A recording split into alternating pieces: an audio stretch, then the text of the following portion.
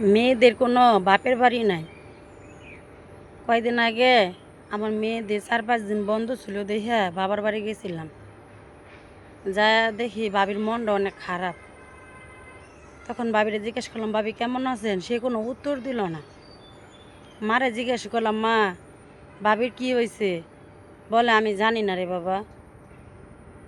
তখন ভাবলাম হয়তো মনে হয় যে ভাইয়ের সাথে কোনো রাগারাগি হয়েছে, যার কারণে মনটা খারাপ। আমি চুপ করে রইলাম। বিকালবেলা দুজন একসাথে রান্না বান্না করলাম। ভাবি বললো না একবারও, আজ আসো খাওয়া দাওয়া করো। সে তার মতো নেই খাইয়া উঠে বললো। তখন মনে মনে ভাবলাম, ভাবি তো একবার খাওয়ার জন্য ডাক দিল না। ভাবলাম ভাইয়ের সাথে রাগারাগি হয়েছে, থাইগা।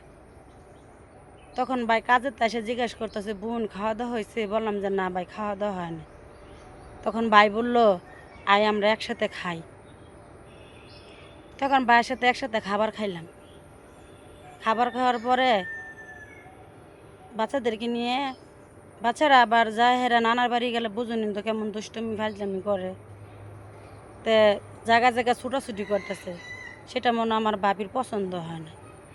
তা যখন রাত্রেতে বাচ্চাদেরকে নিয়ে শুয়ে পড়ছি, হঠাৎ করে যখন টয়লেটে গেলাম, বাবির দোয়ারের পাশ দিয়ে যাইতে হয়, দেখি বাবি চিল্লাপাল্লা করতেছে, ভাইয়ের সাথে রাগারাগি দেখাইতেছে যে তোমার বোন দুদিন পর পর এখানে আসে কিসের জন্য, তার এখানে কি আছে? তা ভাই বলতেছে, ভাইয়ের বাড়ি তো বোন আসতেই পারে। ভাই বই বলতেছে, তোমার বোনের যদি দেখতে মনে হচ্ছে তার শ্বশুর বাড়ি যে দেখবা। আমি তার এগুলা করতে পারতাম না। তার ছেলে মেয়েদেরকে নিয়ে আসবো, তারা ছেলে মেয়ের দুনিয়ার ঘরের মধ্যে অত্যাচার করে, অশান্তি করে, আমি এগুলো সহ্য করতে পারতাম না। তোমার বোনটা তুমি কি করবা? রান্না বান্না করে তুমি খাওয়াবা না? কি করবা করো, আমি তোমার বোনের রান্না বান্না করে খাওয়াতে পারতাম না। তখন শুনে খুব কষ্ট লাগলো যে এই বাইরে ছোটো থেকে অনেক কষ্ট করে বড় করছি, অনেক কষ্ট করছি। বাইরে মাথায় থুই নাই উকুনে খাবে, মাটিতে থুই নাই পিঁপড়া খাইবে, এই কলিজার মধ্যে রাখে বাইরে অনেক বড় করছি। সে ভাইয়ের বউ বাবির বাড়ি আমাদেরকে যাইতে মানা করে। কত স্মৃতি আমাদের ওইখানে জড়ায় আছে বাবার বাড়িতে। তখন শুনে চলে আসলাম আমার স্বামীর বাড়িতে। তা স্বামীরে বইলে গেছিলাম যে 4-5 দিন বাবার বাড়িতে থাকবো, তারপরে কোনো আসবো। তা স্বামী আমার বলতেছে, কেন চলে আসলা? তার কিছু বললাম না। সে আমার মন খারাপ দেখে বারবার জিজ্ঞাসা করতেছে, কি হয়েছে বলো? তখন বললাম যে আমাদের তো আর বাবার বাড়ি নাই। দেখো তুমি আমাকে কাপড় চোপড় এনে দাও, তেল সাবান এনে দাও, খাওয়াও, ওষুধপাতি এনে দাও, কখনো তোমার কাছে বোঝা মনে হয় না।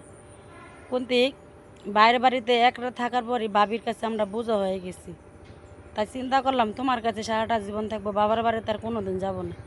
তুমি তোমার ছেলে মেয়েদের জন্য কখনোই অভুক্তি হও না, তারা দুষ্টমি ফাজলামি করলো। আর একদিনের জন্য গেছি, আমার ভাই বউ আমার ছেলে মেয়েদেরকে বিরক্ত মনে করলো, তাই আমার কাছে জিনিসটা ভালো লাগলো না দেখে আমি চলে আসলাম। তুমি কি কোনো রাগ করলা? আমি চলে আসলাম দেখে। তখন আমার স্বামী বললো যে না, আমি রাগ করবো কেন, আমি আরও অনেক বরং খুশি হয়েছি তুমি ওখান থেকে চলে আসলে দেখে। দেখেন সবারই কোন দিক বাবা মার বাড়ি যাওয়ানোর স্বপ্ন থাকে, শুধু ভাই বোর জন্য বাবা মার বাড়ির স্বপ্নটা নষ্ট হয়ে ভেঙে যায়।